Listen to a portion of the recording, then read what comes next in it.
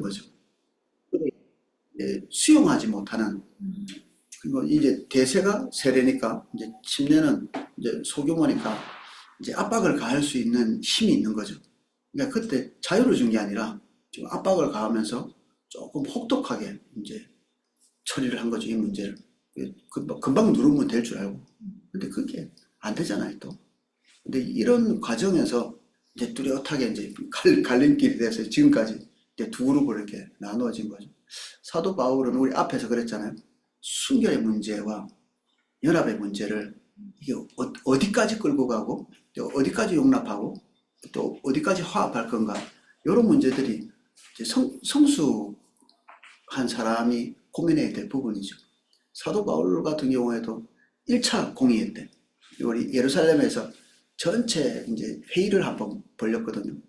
할례 문제를 가지고 할례를 행하는 게 옳을까? 할례를 안 하는 게 옳을까? 그 문제를 가지고 이게 도대체 어떻게 해야 될지 모르는 거예요. 전체가 합의된 내용이 없었던 겁니다. 그때 당시까지. 이제 사도 바울의 입장은 안디옥 교회에서도 그렇죠. 우리가 믿음으로 말미암아 구원받는 것이지 할례를 통해서 우리가 하나님의 백성이 되는 것은 아니다, 이렇게 결론을 내리고 가르쳤는데, 이게 이제 예루살렘 교회하고 충돌을 벌인 거죠.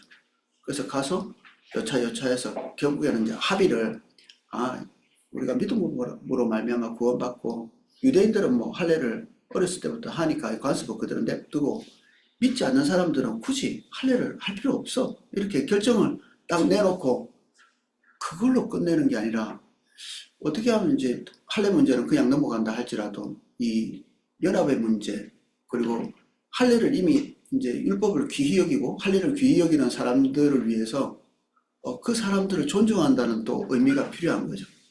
그러니까 우상에게 목매어 달아 죽인 것이나, 그러니까 이 율법에 소중한 거 음행하는 것이나, 이건 뭐 당연한 것이기도 하고, 한면에서는 또 안 지켜도 될 만한, 사도 바울이 그렇게 예민하게 굴지 않는 부분이거든요, 음식 규정들은.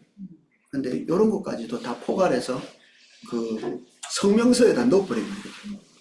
근데 이거를 사도 바울이 뭐 이것 빼 저것 빼 하지 않고 전체를 그냥 큰 것만 합의하고 그냥 수용하고 받아들여버려요.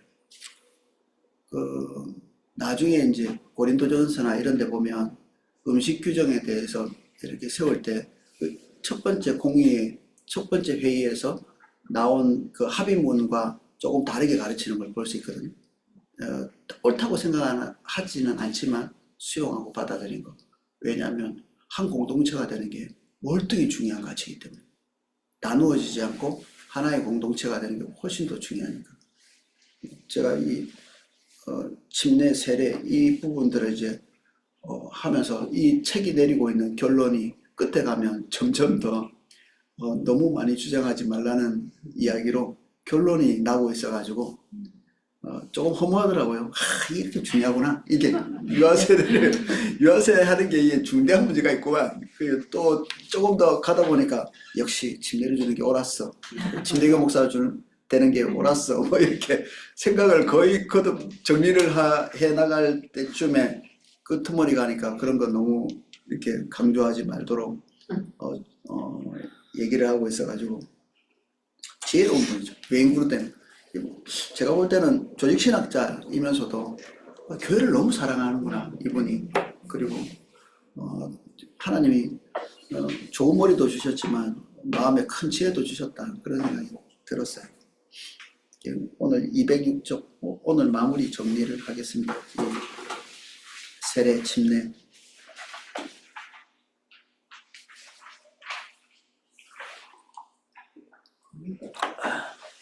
뭐 대부분의 장로교, 감리교, 뭐 성공회, 루터교 다 세례를 주고 있기 때문에 침례를 주는 데는 굉장히 이제 소수죠. 그런데 이제 이 책이 이제 침례에 대한 논증을 좀 하고 있어서, 그리고 유아 세례도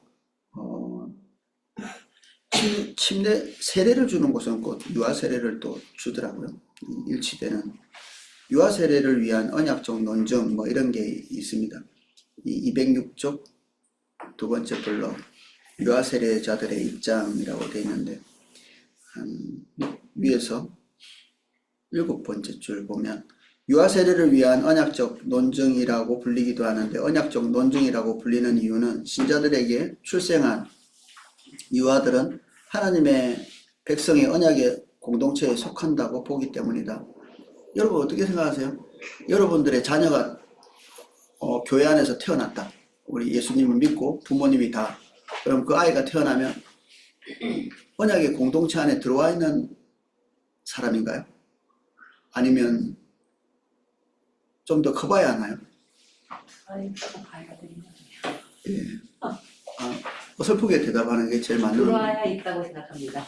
들어와 있다고? 들어와 있다고. 예. 아직 예수님을 구주로 영접 안 했는데.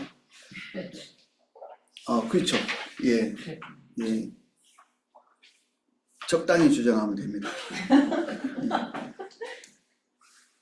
유아 세례라는 게 그야말로 유아들에게 주는 거죠. 어린아이들에게 주는 거고, 아직 의식이 없고 예수님을 구주로 영접할 수 없는 사람들에게 이제 세례를 주죠. 뭐 3살, 4살 됐는데 예수님을 구주로 영접할 수 있거든요.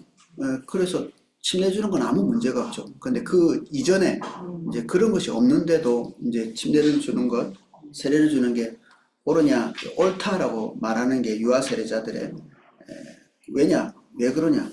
그게 이제 저번 시간에 잠깐 언급했지만 A번 구약 시대 때 유아들에게 할례를 주지 않았냐. 난지 8일 만에 8일 됐는데 뭘 알게 뭐예요.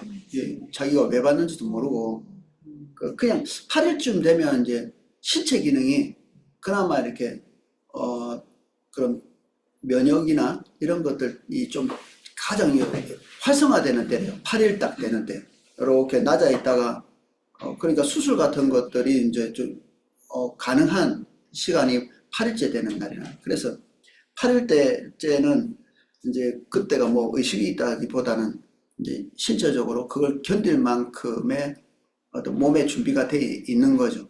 이게 표피를 잘라내는 건데 이게 쉬운 일은 아니죠.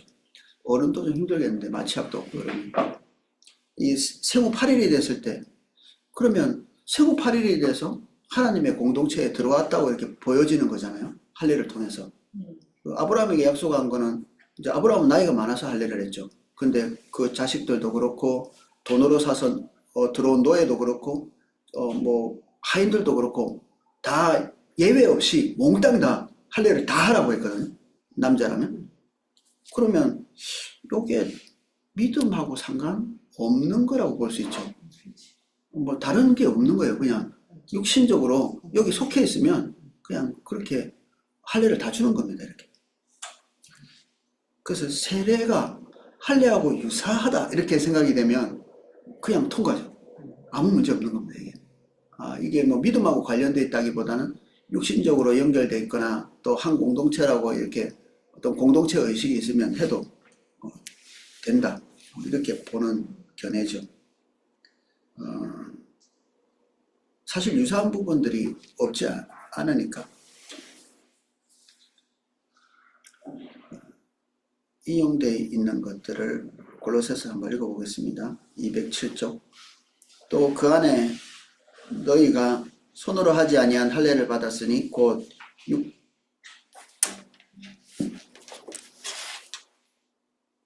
육적 몸을 벗는 것이요 그리스도의 할례니라. 너희가 세례로 그리스도와 함께 장사되고 또 죽은 자들 가운데서 그를 일으키신 하나님의 역사를 믿음으로 말미암아 그 안에서 함께 일으키심을 받았느니라. 이런 구절은 신약의 구절인데 이게 굳이 할례하고 세례를 살짝 이렇게 연관시켜 놓고 있죠. 그래서 이제 이런 구절들을 보면서 할례하고 그리고 세례가 연관성을 가지고 있다 이렇게 보는 사람들이 있습니다.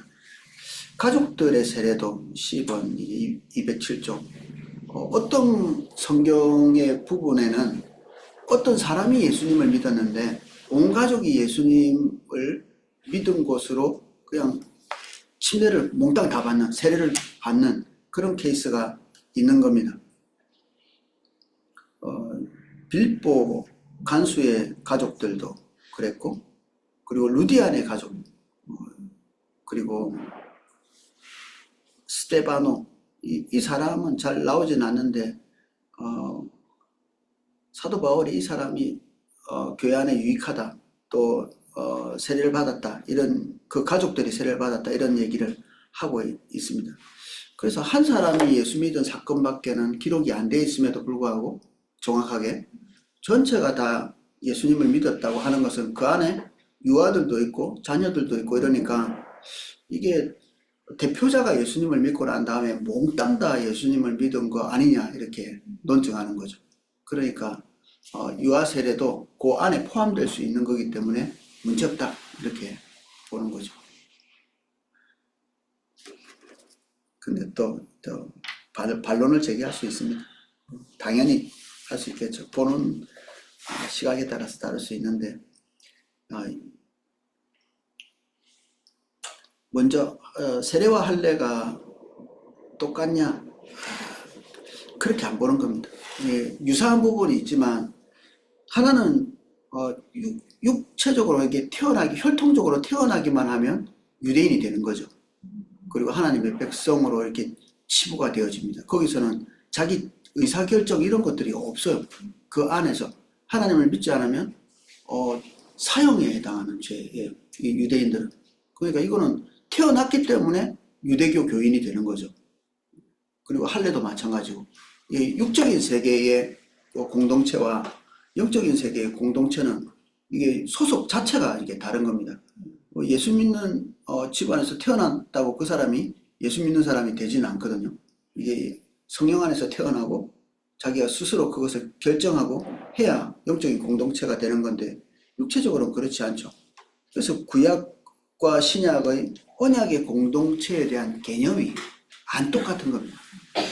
한쪽은 전적으로 자기 의지와 상관없이 태어나면 그렇게 결정되는 거고 한쪽은 자기 의지와 너무 깊이 연관이 되어 있는 거죠. 두 번째 블록에서 그거를 정리하고 있습니다. 2번 208쪽 2번 새언약의 시대에는 상황이 다르다. 신약 성경은 신자들과 불신자들 그리고 그들과 함께 살게 된 친척, 하인들로 구성된 언약 공동체에 관해 말하지 않는다. 사실 세례에 대한 논쟁에 있어서 유아 세례를 주장하는 사람들이 사용하는 언약 공동체라는 단어는 이 문제에 있어서 신약과 구약의 차이를 혼동시키는 광범위하고 애매한 용어로서 기능을 가진 경향이 있다. 구약에서 말하는 공동체라는 이런 느낌과 신약에서의 공동체라는 느낌이 다르고 그리고 그 실체도 좀 다르죠. 신약의 교회에서 문제가 되는 유일한 질문은 그가 구원에 이르는 믿음을 가지고 그리스도의 몸인 참된 교회에 영적으로 연합되었는가 하는 것이다. 본인이 결정하고 예수님을 영접하고 그렇게 해야 믿음의 공동체 안에 들어오게 되는 거죠. 교회로 들어가는 수단 두 번째 맨 밑에 블록입니다. 사람이 어떻게 교회의 일원이 되는가? 교회로 들어가는 수단은 자발적이고 영적이고 내적인 것이다. 겉으로 들어가는 게 아니죠. 겉으로 할례가 있느냐 없느냐로 유대인이냐 아니냐로 이렇게 나눌 수도 있는데 구약에서는 그런데 전혀 그런 게 아닙니다. 겉으로의 흔적은 없죠. 그리고 육신적인 게 아니라 영적이고 그리고 자동적인 게 아니라 자기 스스로의 결정으로 들어가는 것이다. 사람은 육체적 출생에 의해서가 아니라 거듭나고 구원에 이르는 믿음을 소유함으로 참교회의 일원이 되는데 이는 외적인 행위에 의해서가 아니라 개인의 마음속에 있는 내적인 믿음에 의해서 되어진다. 세례는 교회에 들어오는 상징이지만 단지 세례가 교회의 일원이 될 수 있는 증거를 제시하는 자, 신자의 세례라고 우리 앞에 짚고 넘어왔죠. 세례는 유일하게 믿는 자의 것이다. 이건 믿지 않는 사람의 세례가 아니라는 거죠. 믿어야 세례이기 때문에 아예 그냥 그 단어를 이렇게 붙여놓은 겁니다. 신자의 세례, 신자의 세례. 불신자는 세례가 없죠. 없다. 효력이 없다. 이는 단지 세례가 교회의 일원이 될 수 있는 증거를 제시한 자들, 즉 그리스도 안에서 신앙을 고백한 자들에게만 주어져야 한다는 의미다.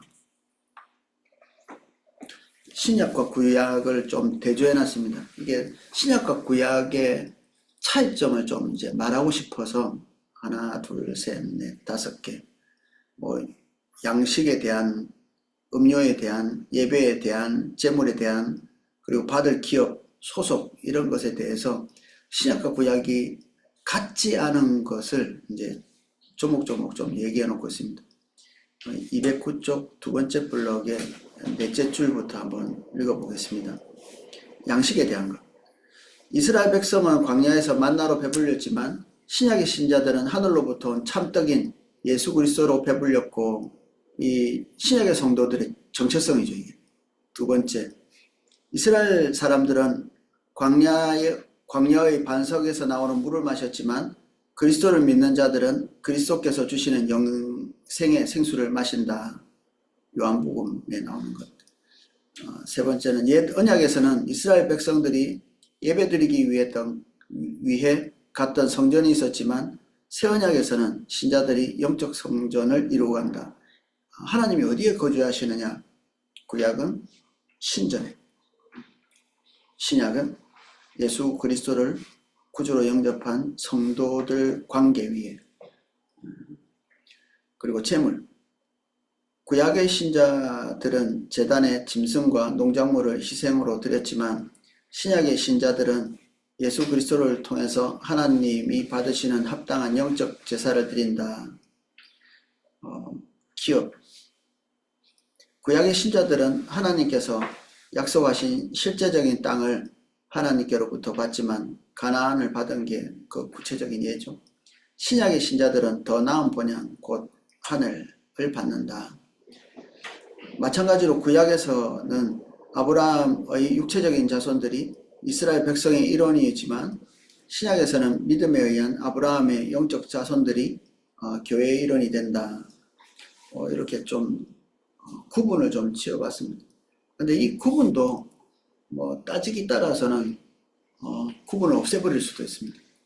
구분 왜 그러냐면 구약이라고 이렇게 다 눈에 보이는 이런 것들을 추구한다고 또 보기도 어렵죠. 구약에서 진짜 하나님께서 그들에게 주시는 게 육신적인 양식뿐이었냐? 사실은 그게 담겨 있는 건 하나님으로부터 말미암아 공급받는 것에 대한 상징이죠.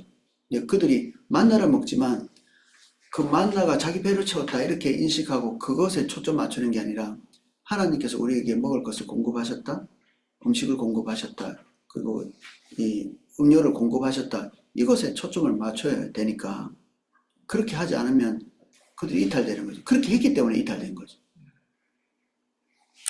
땅도 마찬가지고 그 땅을 기업으로 받았다 이렇게 돼 있지만 그 땅은 그들의 땅이 아닙니다. 그게 비전의 땅이지. 하나님께서 가나안에 넣으신 거는 그들에게 유업으로 주셨다기보다는, 유업이 뭐예요? 땅이 유업이 될 수 있나요? 진짜 가나안은 땅 자체를 가졌다기보다는 그 땅에서 해야 될 일이 그들의 유업입니다. 제사장 나라가 되는 거예요. 그러니까 거기에 땅 자체의 의미가 확 없어져 버리죠. 갑자기 거기서 자기 유업을 잊지 못하고 하나님의 관점대로 살지 못하면 이탈됩니다. 거기서 탈락이죠. 쫓겨나는 거죠. 앞에 가나안 족속들이 쫓겨난 것처럼 본인들도 거기서 쫓겨나게 되거든요. 지금은 그 땅을 뭐 하나님의 땅이라고 하는 사람이 없잖아요. 의미 없는 겁니다. 그래서 이게 구약과 신약이 다르다, 이것도 납득할 만한 이유가 있지만 한면에서는 이런 구분 자체가 좀 희미하다 이렇게 보는 것도 의미가 있는 것이죠. 209쪽 마지막 블록. 이상의 모든 대조 안에서 우리는 바울이 강조하는 옛 언약과 새 언약의 차이의 진리를 보게 된다. 구약의 모든 육체적인 요소나 행동은 장차 올 것의 그림자일 뿐이요 참된 현실, 즉 실제는 우리가 그리스도와 갖는 새 언약의 관계에서 찾아볼 수 있다.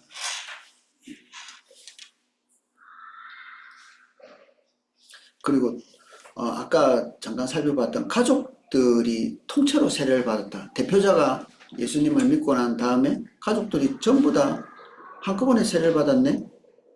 그래서 유아 세례도 거기에 포함될 수 있지 않나? 이렇게 하는 건데, 이제 세세하게 좀 읽어보면 저와 온 집이 하나님을 믿었다. 이게 빌립보 간수 집도 그런데 온 가족이 다 복음을 듣고 온 가족이 다 예수님을 믿었다 이런 표현도 있거든요. 그러니까 안 믿고 침례나 세례를 받은 게 아니라 온 가족이 세례를 받기 전에 복음을 듣고 온 가족이 다 일치해서 예수님을 고백했다. 구주로. 이렇게 볼 수 있는 부분인 거예요. 온 가족이 믿었으니까. 그 다음에 침례를 받았고. 빌립보 간수들, 그렇죠. 저와 온 집이 하나님을 믿었으므로 크게 기뻐했다. 예, 빌립보 간수가 자기 집에 있는 사람들이 본인만 믿은 게 아니라 그 집에 있는 모든 사람들이 다 믿어서 너무 기뻐했던 거죠. 안 믿을 수도 있는데 몽땅 다 100%다 예수님을 믿었기 때문에 기뻐했다 이렇게 되어 있습니다. 스데바나의 가정도 스데바나만 예수님을 믿은 게 아니고 세 번째 블록에 보면 바울이 스데바나 가족들에게 세례를 주었다는 사실도 우리는 바울이 고린도 끝부분에서 스데바나의 집은 아가야의 첫 열매요 성도 섬기기로 작정한 줄 너희가 아는지라 모든 집안 사람들이 다 일치해서 하나님을 섬기기로 결정했다고 보여지는 이런 기록이 있잖아요. 그래서 하나하나가 다 예수님을 믿었기 때문에 전체가 다 침례를 받았다 이렇게 볼 수도 있는 여지가 있는 거죠. 그래서 이거는 특정한 대표자만 예수님 믿고 나머지는 기계적으로 그냥 침례를 받았다기보다는 그 가족 전체가 예수님을 구주로 영접했다고 보는 게 더 합리적이다 이렇게 주장하는 겁니다.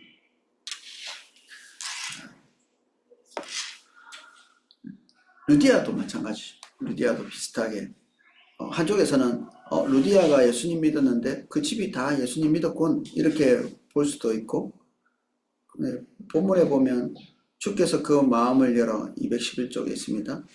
그 마음을 열어 바울의 말을 청종하게 하신지라 저와 그 집이 다 세례를 받고 그러나 본문에서는 그 가족 중에 유아가 있었는지 없었는지에 관한 충분한 정보를 제공하지 않으므로 애매했다.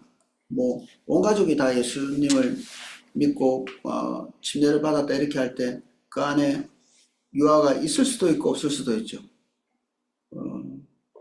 그래서 유아 세례를 이런 걸로 증거하기는 좀 부족한 겁니다.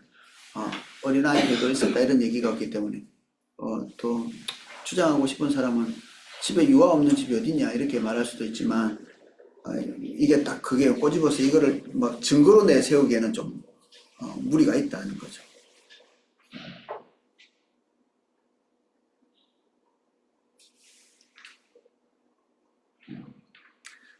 그리고 네 번째 211쪽 마지막 블록 4번 되어 있습니다. 그럼 이제 유아 세례를 이렇게 줄 때 유아 세례를 줘서 그 아이에게 기대할 수 있는 건 뭐죠? 예수님 이제부터 믿은 건가요? 이렇게 예수님을 세례를 주는 순간 구원 받은 건가요? 이 사람이? 이 아이가? 아마도 사람들 마음속에 상상은 이런 상상을 하지 않을까요? 앞으로 예수님 믿을 거야. 그러면 이제 또 골치 아프게 생겼는데 그럼 세례는 미래에 믿을 자에게 주는 건가요? 저 골치 아픈 거 이게 미래에 믿을 자에게 세례를 주면 안 되죠 이게. 일단 세례부터 주고 볼까요?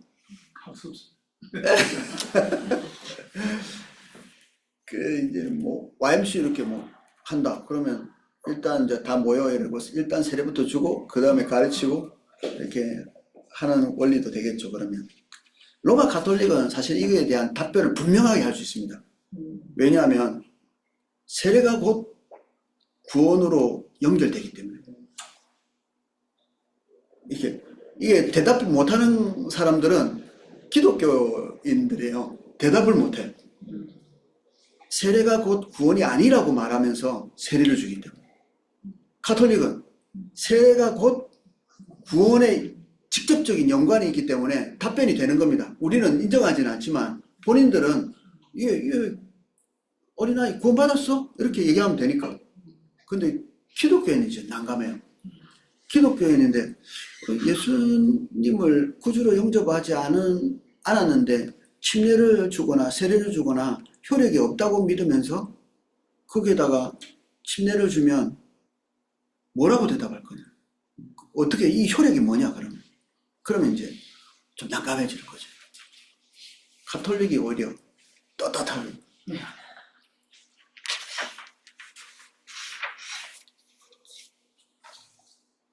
그래서 요런 것에 대한 답변이 좀 얼버무릴 수밖에 없다. 어쩔 수 없이. 아까도 말했지만 미래에 대한 회심을 위해서 침례를 주지는 않으니까 성경은 그런 얘기를 하고 있지는 않거든요.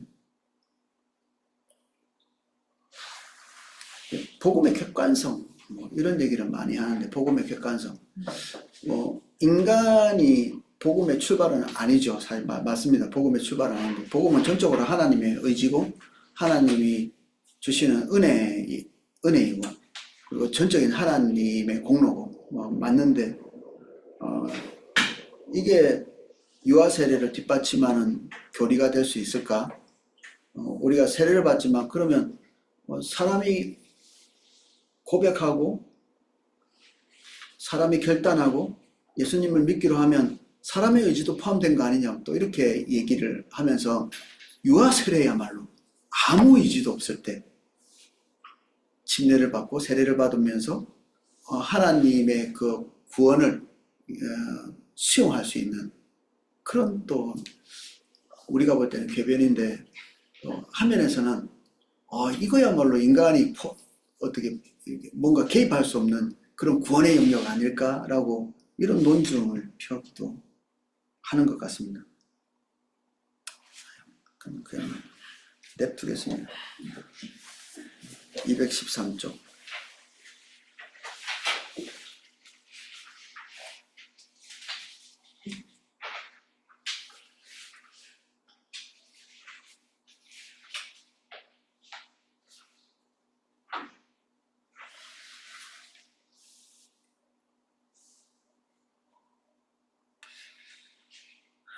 의존.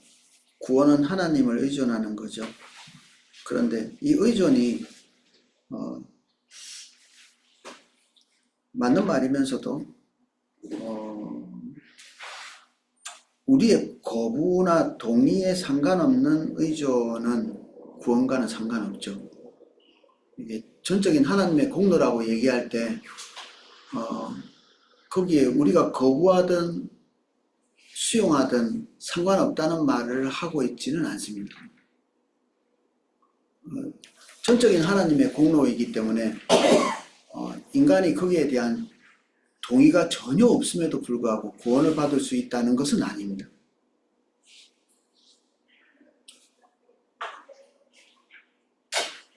우리 앞에서 그 구원에 대해서 이렇게 얘기하고 넘어올 때 우리가 동의할 수 있는 것 그리고 믿음에 반응할 수 있는 것 깨달을 수 있는 것도 하나님의 은혜다 이렇게 배우고 넘어왔는데 이런 것들이 자칫 이제 표현이 잘못되면 우리가 하나님에 대한 거부 그리고 예수님 영접하지 않는 것 이런 것까지도 다 이제 무시하고 넘어가서 구원은 모든 사람에게 주어지는 것으로 이해할 수 있습니다. 그렇게 하면 그렇지는 않죠. 그래서 여기까지 지나가 버리면 유아 세례를 설명하려다가 구원에 대한 본질도 탁 놓쳐버리기 딱 쉽죠. 214쪽 두 번째 줄부터 한번 정리해서 읽어보겠습니다. 세례가 구원을 개인의 삶에 적용하는 것을 가리킨다면 단지 그리스도의 죽으심과 부활을 나타내는 형태로 세례를 행하는 것으로는 충분하지 못하다. 우리의 믿음에 의한 반응도 보여줘야 하고 그로 인한 구원의 적용도 상징해야 한다. 그러나 그런 입장은 사람들이 믿든지 믿지 않든지 하나님께서 그들에게 적용시킨 구원이 있다고 생각하게 만드는 실제적인 위험성을 내포하고 있다. 침례가 예수님과 함께 죽고 예수님과 함께 살아나는 것을 상징하는 것도 맞고 그리고 죄 씻음에 대한 상징도 맞는데 여기에서 우리가 믿음으로 동의하고 또 거부하고 이런 것까지도 다 포함하고 있지는 않기 때문에 침례를 받았다고 해서 자동적으로 이렇게 구원으로 이어지는 것은 올바른 설명이 아니다라고 얘기합니다. 그리고 이렇게 만약에 가르친다면 유럽에는 그런 사람들이 좀 있는 것 같습니다. 태어날 때 유아 세례를 받고 교회 한 번도 안 가고 하나님에 대해서 인식도 없고 그렇게 살지만 자기 자신이 구원받은 존재라는 사실을 그냥 어디 가서든지 얘기하는 절에 가도 비슷하거든요. 엄마가 예수님 믿으면 우리 집안 전체가 다 옛날에는 불교를 다 믿었습니다. 지금은 이제 거의 다 돌아와 있는데 그때는 옆집도 앞집도 다 우리는 다 불교해서 그 집안 우리 동네 전체가 이제 절에 다니고 이렇게 해서 엄마가 절에 다니면 아버지도 자식들도 다 거기에 이름이 다 올라 있어요. 그러니까 다 불교 신도인 겁니다. 전부 다.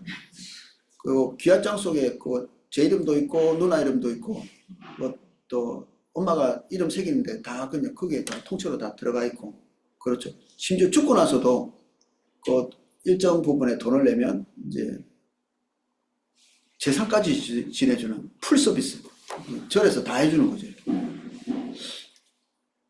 기독교도 그렇게 하면 불교하고 똑같네. 그러면 그래서 자신의 구원에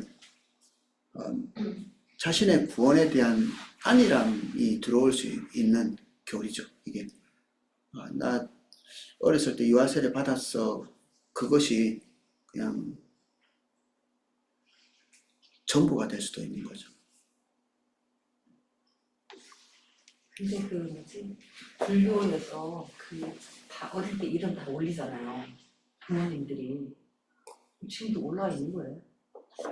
모르죠. 그런 상태에서 예수 믿으면 어떻게 되는 거기서 계속 절지고 뭐하고 다 계속 하는 건가? 갑자기 돈은 안 되면 안 해줄 거예요. 내가 볼 때는 아마 본인들도 관리를 잘 못할걸요. 너무 많아가지고. 돈 많이 주는 돈은 계속 내야 계속 해주지. 저희도 어릴 때 보면은 부모님이 다 이름 올리고 뭐 소금 갖고 가고 뭐 해가지고 그냥 부적 붙이고 막 다 그렇게 했었던 기억이 나는데 우리 처음 교회 갔더니 목사님 성함이 정판술이시더라고요. 정판술. 부처에게 팔았다고 해서 이름이 정판술이에요. 그래서 이름이 정판술인데 목사님 되셨어요. 그 개명도 안 하시고 안판술 이렇게도 안 하고 계속 판 상태에서 목사님 되시고 좀 별 상관없는 것 같아요. 저는 그분 이제 예수님 믿고 난 다음에 그분을 봐가지고 나중에 이제 본인이 간증을 하시니까 그 이름이 그런 거란 걸 알았지. 조금 더 제가 제일 존경하는 목사님이었고 그때 당시로. 그리고 부산에서는 대형 교회들이 더 많았지만 우리 사직동 교회라고 하는 그 교회보다 대형교회가 많았지만 큰 교회 목사님들도 다 우리 교회 목사님을 존경하고 그렇게 했었거든요. 나이 많은 목사님이셨는데 얼마 전에 소천하셨어요. 엄청나게 잠수하시고 돌아가시고. 제가 침례교 목사 됐다니까 별로 안 좋아하시더라고요.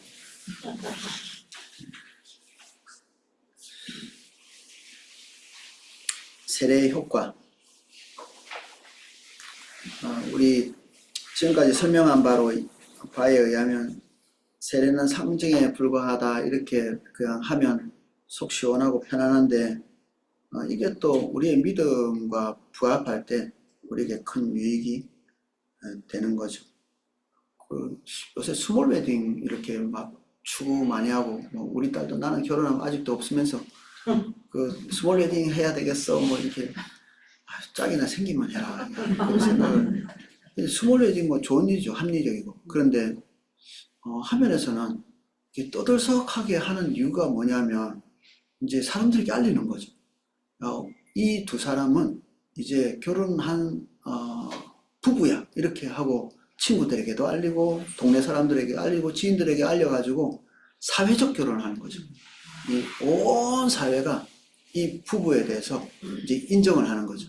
이게 법적으로도 인정하고 육체적으로도 하나가 되고 사회적으로도 하나 되는 이게 세 가지 요소가 한꺼번에 부부야 이렇게 결정이 돼야 온전한 부부거든요.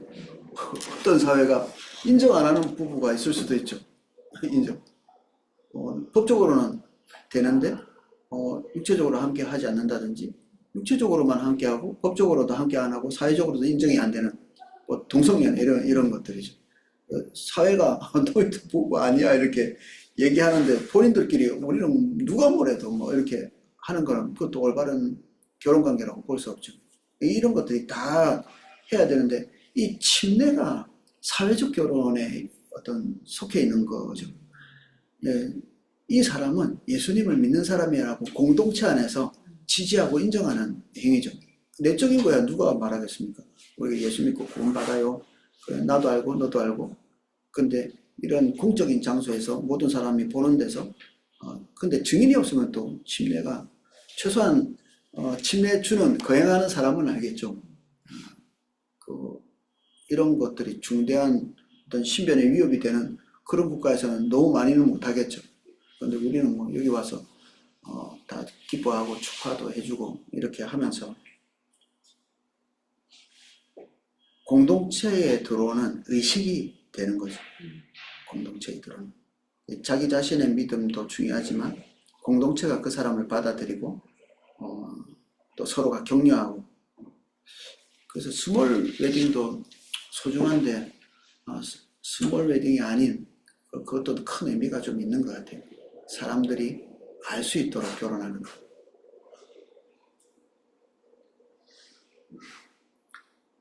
음, 215쪽 침례의 필요성.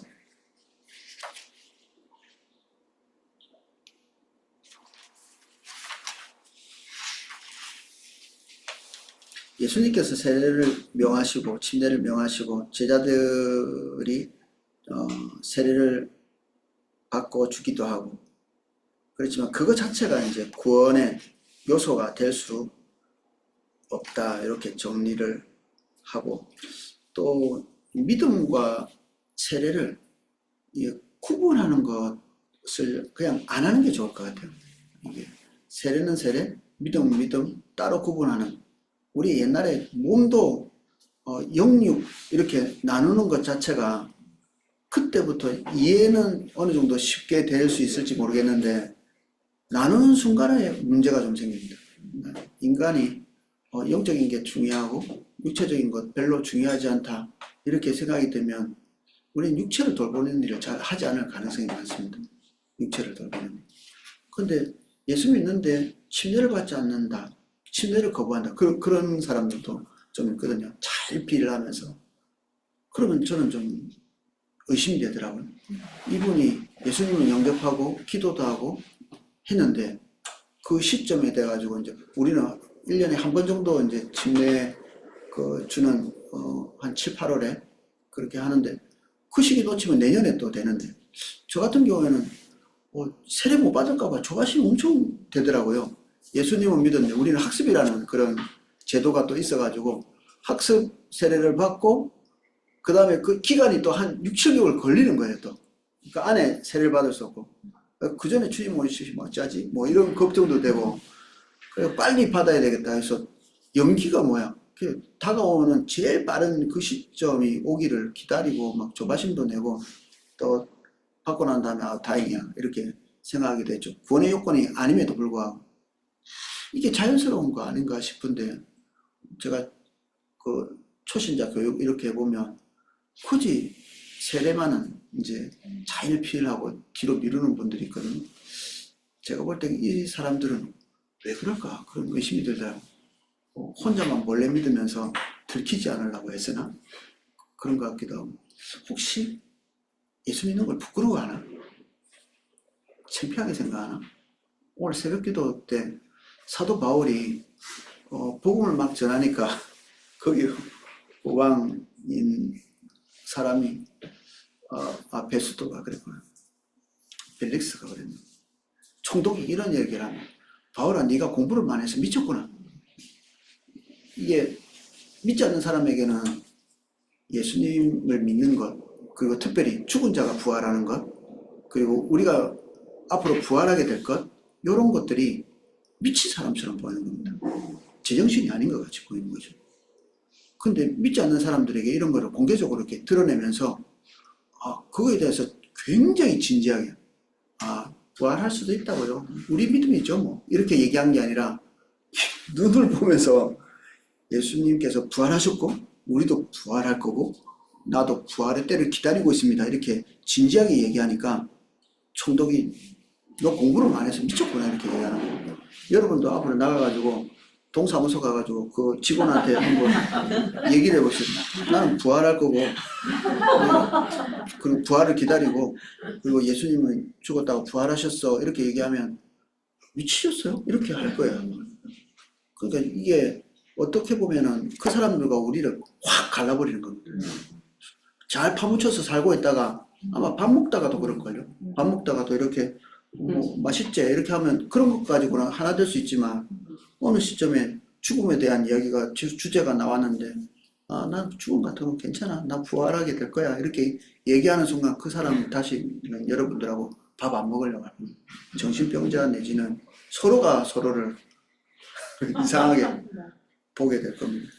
옛날에 그 조영기 목사님이 그 누구 장관하고 이렇게 만나가지고 얘기를 하는데 서로가 서로를 불쌍해하고 세상 재미를 모르고 이렇게 사시냐고 목사님도 그 인생을 그렇게 살아가 되겠냐 그러니까 또 이쪽에도 또 기죽지도 않고 당신같이 사는 게 불쌍하지 당신이 영적인 세계도 모르고 지옥 들어가게 될 텐데 당신이 불쌍하지 않냐 서로가 불쌍히 여기면서 끝내는 이게 같이 합해질 수가 없습니다. 이쪽으로 오든지 이쪽으로 가든지 둘 중에 하나지 합해질 수가 없는 거죠. 이게 몰래 믿는 거는 어느 정도 이제 우리가 노골적으로 막 드러낼 필요는 없지만 어느 시점에는 말하지 않을 수 없는 거죠. 이렇게 갈라질 수밖에 없는 부분이 있습니다. 근데 이제 침례를 안 받으려고 이렇게 한다면 그 사람의 믿음은 좀 위험하다는 생각이 듭니다. 자기가 결정해서 침례를 안 받겠다고 하면 그 사람은 예수님을 믿는 것을 부끄러워하나? 그러면 성경은 뭐라고 그래 있죠? 장차 오실 때 예수님께서 그를 부끄러워하실 거라 이렇게 하죠. 그럼 뭔 말이죠? 제가 설명을 안 하겠습니다.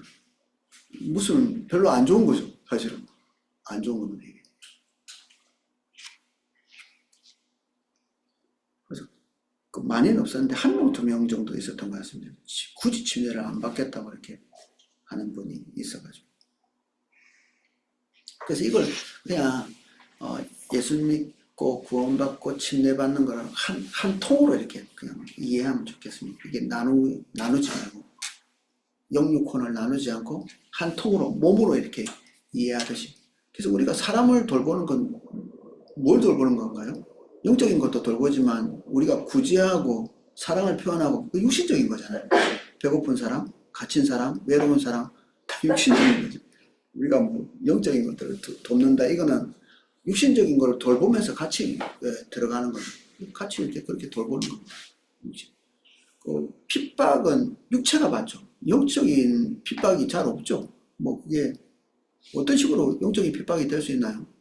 다 뭐 감옥에 가두든지 뭐 재산을 몰수하든지 다 육적인 것들이죠. 그렇게 하면서 영적인 것도 피폐해질 수도 있는 건데 결국 육체적인 핍박을 받은 사람이 사람을 돌보는 능력이 커지는 겁니다. 핍박을 받은 사람이. 왜냐하면 육신적으로 고통을 받았기 때문에 다른 사람이 육체적으로 고통받는 것에 대한 이 식견이 넓어지는 거죠. 납득할 수 있는 겁니다. 배고프겠구나. 갇혀서 고통스럽겠구나. 이런 납득을 하니까 이제 구제를 할 수 있고 찾아갈 수 있는 거죠. 이런 납득이 안 되면 잘 안 되겠죠. 그래서 세례의 효과, 뭐 이게 구원의 요소는 아니다 이렇게 할지라도 분리하는 것 자체를 안 하는 게 좋겠다 그런 생각하게 됩니다. 세례는 우리의 믿음을 강하게 하고 격려하고 공동체 안에서 우리의 믿음을 확증시켜주고 이런 기능들이 있습니다.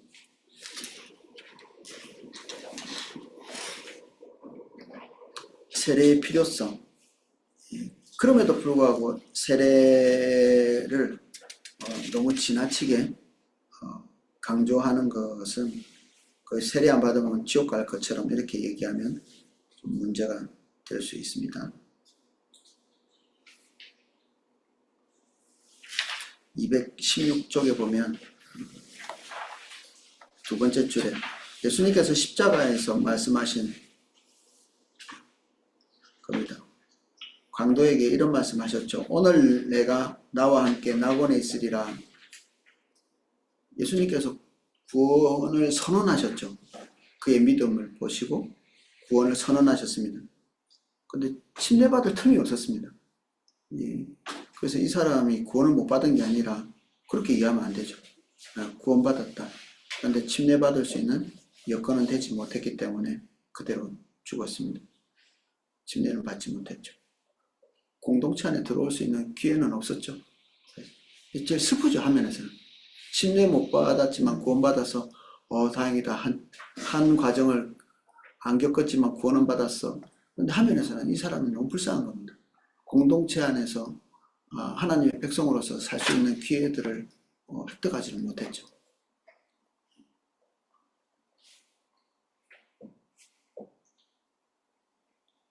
그 다음 블록.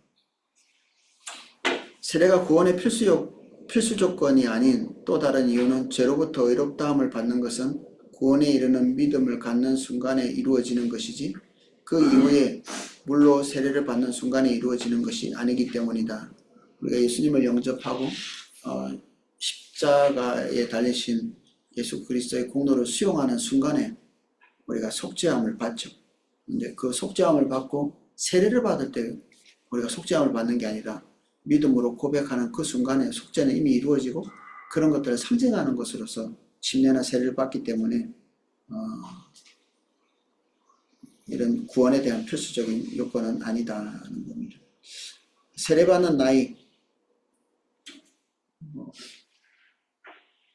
아실 수 있겠지만 딱 정할 수는 없다. 우리 옛날에는 15세로 규정해 놨었습니다. 15세.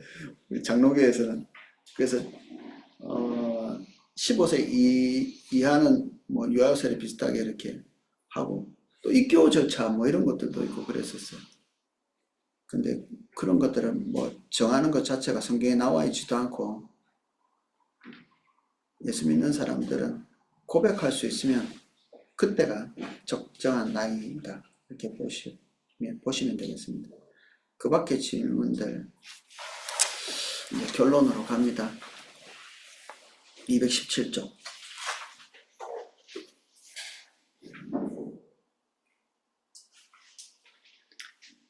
세례 문제로 교회가 분열될 필요가 있을까? 개신교인들 간에 이 문제로 인해 오랫동안 분쟁이 있었지만 사람이 죽고 살기도 하고 뭐 그렇게 했습니다. 세례에 대한 의견 차이를 보이는 사람들이 하나가 되어 교제를 나눌 수 있을까? 침례 받는 사람과 세례 받는 사람이 사이좋게 지낼 수 있을까요? 옛날에 침례교 목사님이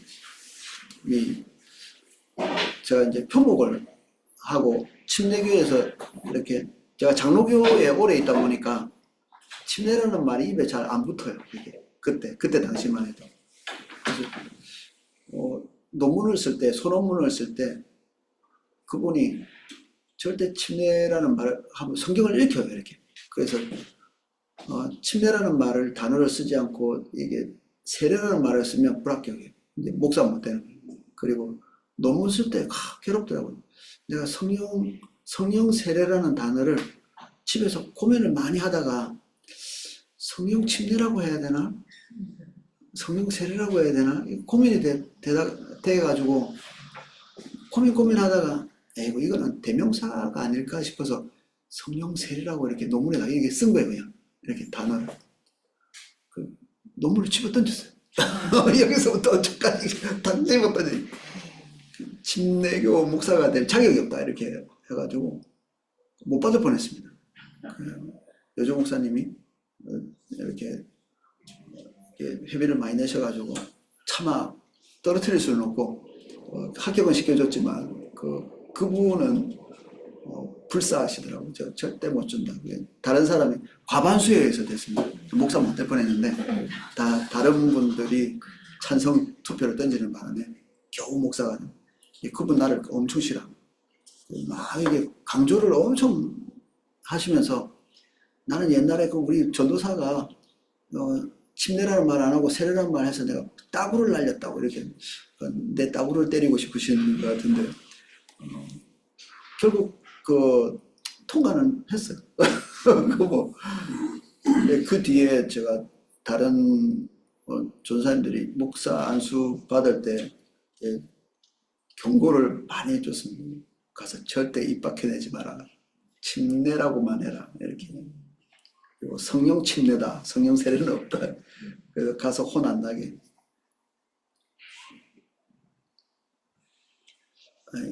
그래서 침례교에서는 좀 이런 부분들에 약간 트라우마가 있는 것 같아요. 옛날에 이렇게 분리해서 나올 때부터 굉장히 이렇게 고통스럽게 분리해서 나왔기 때문에 지금도 아마 그 역사를 배우고 침례에 대해서 이렇게 인식을 가지고 있는 분들은 그 말 쓰는 것 자체, 세례의 말 쓰는 것 자체를 싫어하는, 잘해보겠다고 이렇게 해서 나왔는데 그것이 뭐 생각지도 않게 엄청난 피해 역사가 되었다면 그럴 수도 있겠죠. 이해해도 됩니다. 한면에서는. 근데 여기에서는 침례는 주요 교리가 아니다. 이게 동의할 필요가 있는 거죠.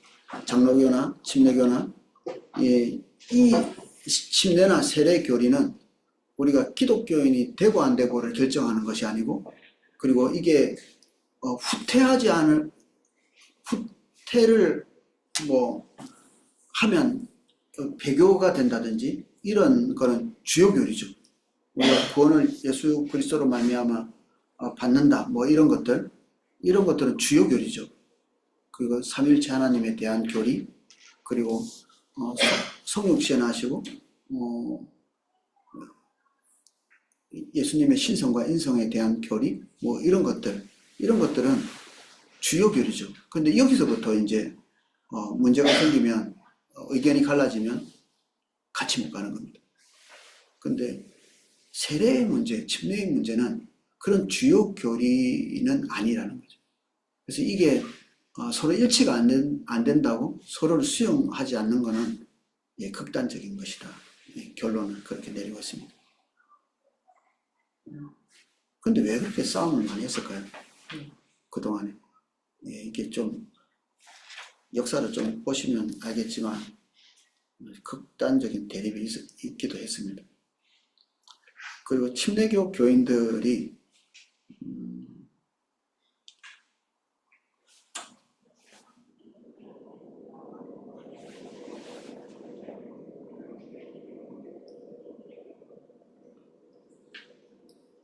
(218쪽에) 보면 유아세례를 줘야 되겠다 이렇게 결심한 자들, 그런 교단에 있는 사람들, 그 유아세례를 원치 않는다. 그러면 믿음도 없이 뭐 이렇게 비난하지 말라는 얘기죠. 그냥 자유롭게 내버려 두는 게 좋지 않을까? 이렇게 얘기하는 거고. 그럼 침례교는 또 이렇게 얘기할 수 있죠. 그 세례받고 침례교로 오시는 분들이 있거든요. 우리는 사역자들도 장로교에서 오시는 분들이 있는데 원하는 사람이 아니면 그냥 내버려 둡니다. 이렇게 특별히 목사 안수를 받아야 된다든지 이런 것이 아니면 장로교에서 오셔서 여기서 성도를 섬기는 거에 대해서 뭐 특별한 절차를 강요하지는 않거든요. 그냥 장로교 목사로서 세례받고 침례를 다시 안 받는데도 그냥 사역하는데 결격 사유가 없다고 보고 그냥 다 수용하고 있는 거죠. 어떤 데는 이제 이게 엄청나게 높은 벽입니다. 그래서 우리 여기서 사역하고 있던 장로교 출신의 목사님 두 분이 소환돼서 간 적도 있습니다. 저기. 그래서 거기서 무슨 재판 비슷한 걸 받았어요. 이게 가하냐 가하지 않느냐 뭐 그리고 소명도 이렇게 해야 되고 내가 뭐 여차 해가지고 침례교에서 했는데 그때 징벌 사유가 되더라고요. 그 가가지고 뭐 해명도 하고 이렇게 어떤 분은 그것 때문에 사임하시게 됐습니다. 못하는. 근데 이야기 좀 어려우실 수도 있는데 뭐 우리처럼 이렇게 유도리를 갖기 어려운 분들도 있는 것 같아요.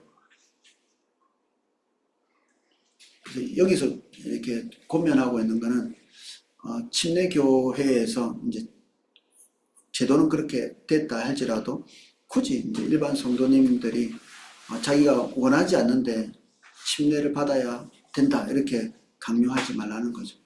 그렇게 안 하는 게 좋지 않겠냐 이렇게 얘기하는 거고 굳이 유아 세례를 이렇게 안 받고 싶다고 하는데 장로교인데 굳이 유아 세례 안 받으면 뭐 좀 결격 사유가 있는 것처럼 그렇게 하지도 말자 이렇게 권하는 거죠. 그래서 양쪽 모두 장로교나 침례교나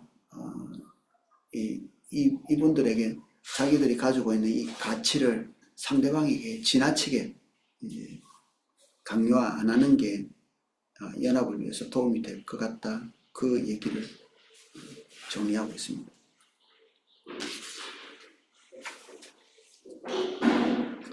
그 다음에 누가 세례를 베풀 수 있는가? 보통은 이제 목사님들이 하시고 담임 목사님들이 하시고 뭐 이게 뭐 불가피하지 않다면 다 그렇게 하는 것도 질서상 좋을 것 같기도 합니다. 침례는 또 침례교 목사가 아니면 또 침례를 줄 수 없는 규정도 있기도 하고 그렇습니다. 그래서 군 침례를 줄 때는 목사님들이 많지만 침례교 교단에서 안수받은 분들이 또 뽑혀서 저도 거기서 가기도 하고 그렇게 했습니다. 그래서 장로교는 침례를 주는데 또 제외되기도 하고 그렇죠. 근데 여기에는 이제 성경에 딱 누가 침례를 주라 이런 얘기는 없기 때문에 사도 바울도 본인이 직접 침례를 준 적이 별로 없다. 한 아주 소수의 사람만 침례를 준 것 같은데 직접 주지는 않고 예수님도 누구를 침례 줬다는 기록이 없죠. 제자들이 다 준 거고 본인이 직접 누군가를 이렇게 침례나 세례를 준 적은 없으십니다. 그러니까 이게 어떤 사람이 침례를 줘야 된다 이런 규정이 딱히 없기 때문에 기본적으로는 자유로운 겁니다. 예수님을 믿는다면 주변에서 도와줄 수 있는 그 사람이 침례를 주면 되는데 이제 교회 안에서는 그래도 복음에 대한 상징성이 있는 사람 그리고 교회 안에서 그 사람이 침례받았다는 걸 좀 인준할 수 있는 사람 그런 사람들이 주는 게 좋겠죠.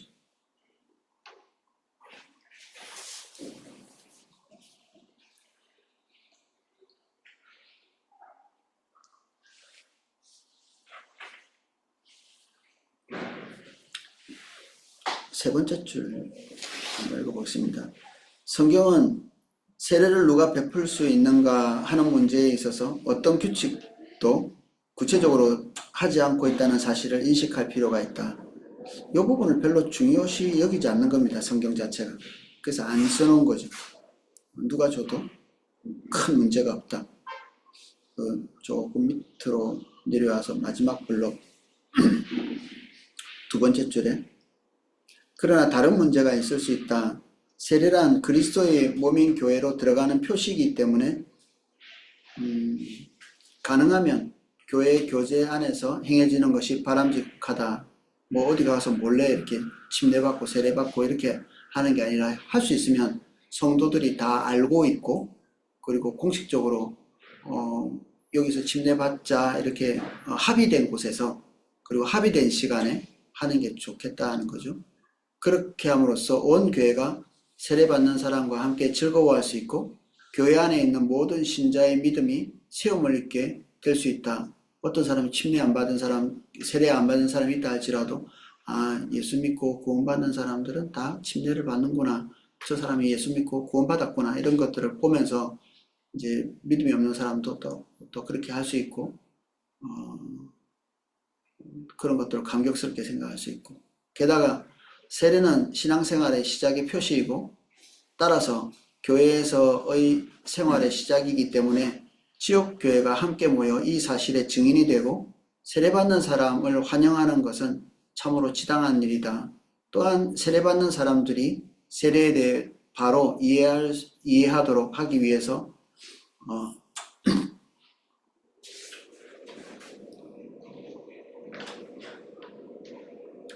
교회는 세례의식을 보호하고 남용으로부터 보호해야 된다.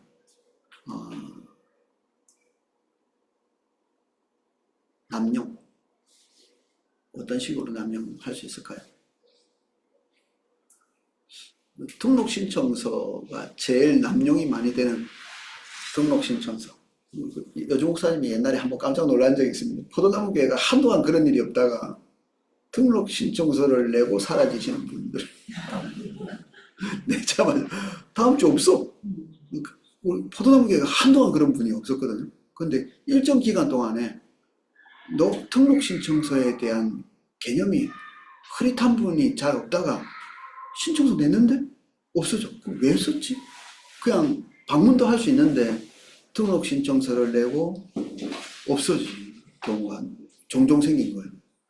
그래서 이게 조금 지켜보고 저도 등록 신청서를 받고 난 다음에 좀 기다리는 습관이 생겼습니다. 한 몇 주 정도. 이게 진짜 등록 신청서를 자기가 자원해서 썼나? 어떨 때는 좀 열심히 너무 지나치신 분들은 어떻게 교회 한 번 왔는데 데리고 온 분들이 써가지고 등록을 시켜버려.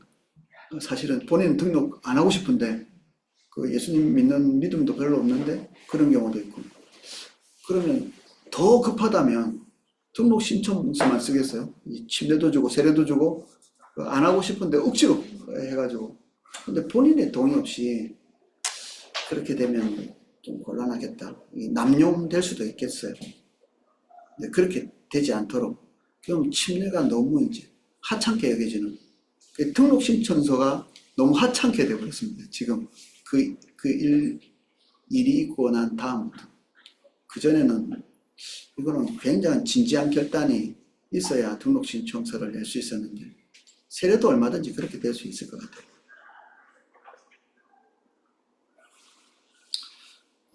그리고 어떤 사람이 세례를 줄 건가? 만일 세례가 가시적인 교회의 교제로 들어가는 표시라면 공식적인 대표 혹은 그 회중을 대표하는 사람이 그 일을 위해서 선출되는 것이 마땅하다.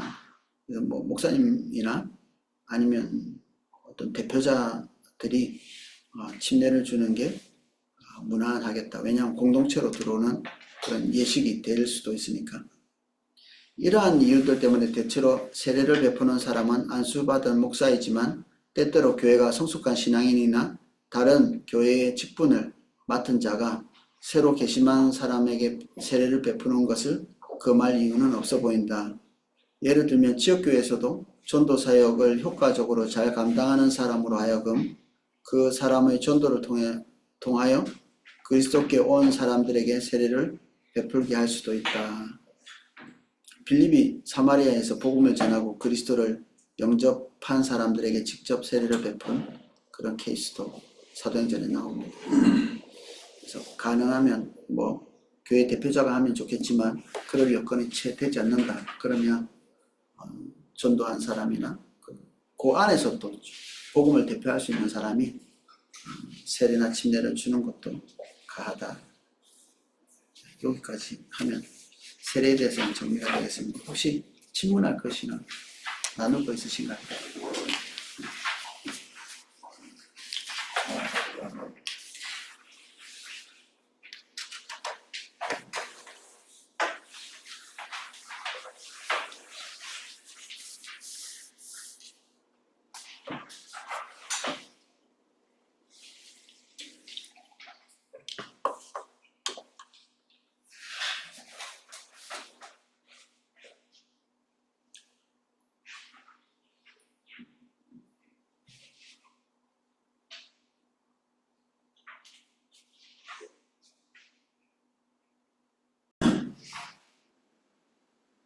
우리가 예수 믿고 구원받고 그리고 침례 또는 세례받음으로 교회 공동체 안에 속해서 우리 서로 격려하며 갈 수 있도록 인도해 주셔서 감사합니다.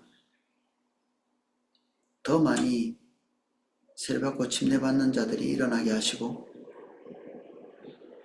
복음의 사역 안에 헌신된 저희들 될 수 있도록 은혜 주십시오.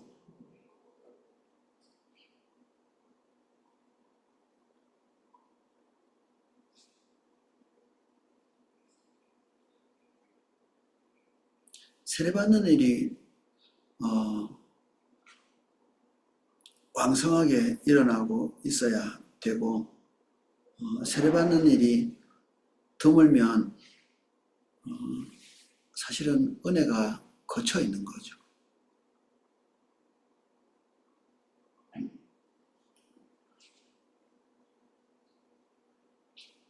할 수 있으면 세례받는 일이 교회 공동체 안에서 많이 일어나는 게 좋은 표징이죠.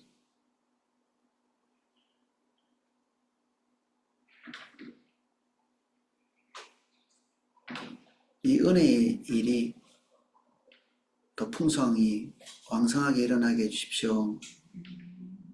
예수 믿는 사람들이 더 많아지게 하시고 교회 안에서 구원의 일이 더 왕성하게 일어나서 침례받는 일이 드문 일이 되지 않도록 우리 각 교회에게 은혜 주십시오. 예수님 이름으로 기도합니다. 아멘. 예, 감사합니다. 예, 방송